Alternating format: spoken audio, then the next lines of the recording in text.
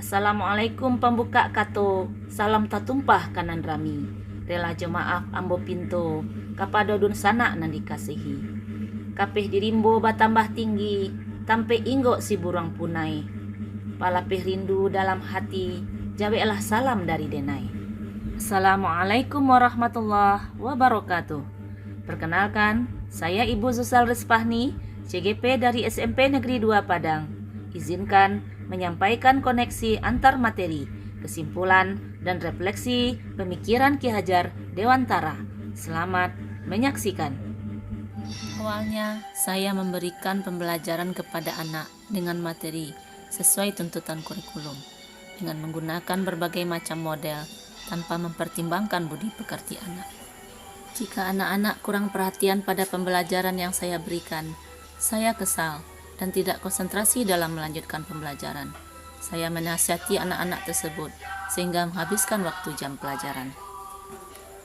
Setelah saya mempelajari filosofi pendidikan Ki Hajar Dewantara, sudut pandang saya tentang pembelajaran dan pendidikan berubah. Menurut Ki Hajar Dewantara, pendidik harus menghamba pada anak. Maksudnya, seorang pamong atau pendidik harus memahami karakter yang dimiliki anak. Pendidik diibaratkan seorang petani. Ia harus pandai memilih pupuk yang sesuai dengan tanaman yang ditanamnya. Jika bibitnya jagung, maka pupuknya harus sesuai dengan jagung. Jangan memberikan pupuk jagung kepada tanaman padi. Jadi, seorang petani memahami tentang bibit dan pupuk yang cocok untuk tanamannya. Menurut Ki Hajar Dewantara, pendidikan adalah menuntun segala kekuatan kodrat pada anak agar dapat memperbaiki lakunya. Jadi, pendidikan tidak hanya mengedepankan kecerdasan intelektual, namun juga menuntun kecerdasan emosi dan sosial peserta didik. Jika kita masih mengedepankan pendidikan intelektual, pendidikan yang kita lakukan masih mencontoh pendidikan yang diterapkan pada zaman kolonial Belanda.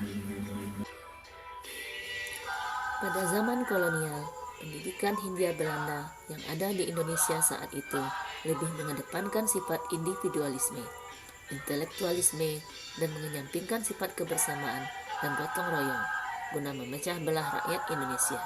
Mereka sadar jika rakyat Indonesia dicerdaskan dengan sifat-sifat kebangsaan dan nasionalisme, maka mereka akan cepat meninggalkan Indonesia.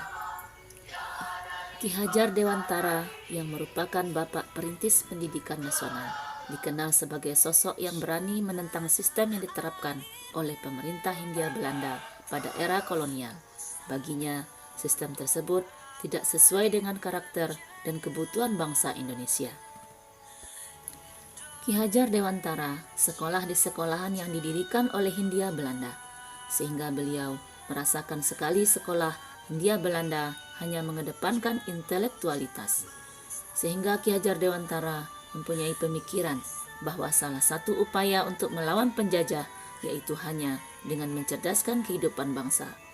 Apabila pendidikan bangsa Indonesia itu sudah cukup, kemudian disertai dengan jiwa nasionalisme kebangsaan, beliau yakin bahwa bangsa Indonesia akan terlepas dari kungkungan penjajah. Selanjutnya, Ki Hajar Dewantara mendirikan perguruan yang tentu saja mengedepankan jiwa nasionalisme, tidak hanya mengedepankan intelektualisme. Makanya, konsepsi Ki Hajar Dewantara lebih banyak ke pendidikan budi pekerti. Ki Hajar Dewantara mendirikan perguruan yang dinamakan Perguruan Taman Siswa pada tanggal 3 Juli 1922. Perguruan Taman Siswa memiliki pedoman bagi seorang guru, yakni Trikon, terdiri dari Ing Marso Sung Tulodo, Ing Madya Mangunkarso, dan Tut Wuri Handayani, yang menjadi pedoman bagi para guru hingga saat ini. Dengan memakai sistem Among, dengan lakunya adalah Tut Wuri Handayani, memberikan kebebasan kepada anak didik, namun tidak lepas dari pengawasan. Kebebasan yang diberikan sesuai dengan tujuan pendidikan, yang apabila terjadi penyimpangan, tugas pamong adalah memberikan teguran, peringatan, mengarahkan anak didiknya, sehingga dengan demikian tidak terjadi kesalahan penyimpangan. Menurut Ki Hajar Dewantara, pendidikan adalah tempat persemaian benih-benih kebudayaan dalam masyarakat. Ki Hajar Dewantara memiliki keyakinan bahwa untuk menciptakan manusia Indonesia yang beradab, maka pendidikan menjadi salah satu kunci utama untuk mencapainya. Pendidikan dapat menjadi ruang berlatih bertumbuhnya nilai-nilai kebudayaan yang dapat diteruskan atau diwariskan. Lebih lanjut, Ki Hajar Dewantara menjelaskan bahwa tujuan pendidikan yaitu menuntun segala kodrat yang ada pada anak-anak agar mereka dapat mencapai keselamatan dan kebahagiaan yang setinggi-tingginya, baik sebagai manusia maupun sebagai anggota masyarakat. Beliau menegaskan bahwa pendidik atau pamong hanya dapat menuntun tumbuh atau hidupnya kekuatan kodrat yang ada pada anak-anak agar dapat memperbaiki lakunya hidup dan tumbuhnya kekuatan kodrat anak. Ki Hajar Dewantara tidak pernah mematok anak didiknya di kelas kelak akan menjadi apa. Ki Hajar Dewantara memerdekakan anaknya saat belajar apapun, berdasarkan bakat mereka. Bekal itulah yang harus dibawa anak Indonesia untuk berdaulat atas dirinya sendiri. Belajar merdeka dipercaya pula dalam membawa Indonesia sebagai negara yang maju. Selain itu, Ki Hajar Dewantara juga mengedepankan pendidikan karakter. Beliau mengajarkan bagaimana kita bisa memerdekakan diri sendiri dan tentu saja merdeka sebagai rakyat, bangsa, dan negara. Salah satu prinsip yang diajarkan beliau adalah ngandel, kandel, kendel, dan bandel. Ngandel berarti percaya diri. Kandel berarti tebal dan berisi. Kendel berarti berani, sedangkan bandel pantang menyerah. Singkatnya, Ki Hajar Dewantara mengajarkan kita untuk menjadi pribadi yang percaya diri dan berani, baik sebagai individu maupun bagian dari sebuah bangsa.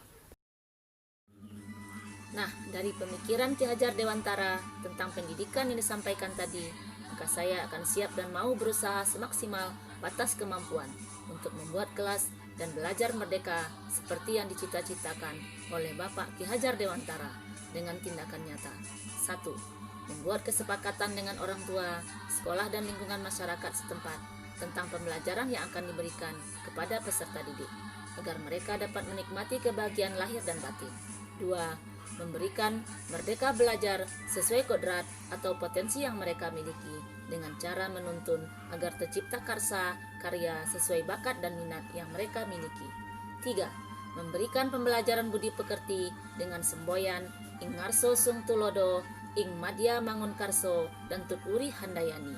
Di depan memberi contoh teladan, di tengah memberi dan membangun semangat dengan mempertimbangkan watak dan karakter peserta didik, dan di belakang mendorong supaya dapat berdikari dan mandiri di atas kemampuan sendiri, supaya menjadi manusia seutuhnya yang dapat menjadi pemimpin masa depan yang berguna bagi agama, nusa dan bangsanya, dan diperhitungkan oleh dunia internasional. Kapau ketek di tepi banda, tanduk nan alun tumbuh lai. Ambo ketek baru baraja, tolong ditunjuk diajari. Makan keripik di tepi sawah, keripiknya jangan sampai jatuh. Wabillahi taufik wal hidayah. Assalamualaikum warahmatullahi wabarakatuh.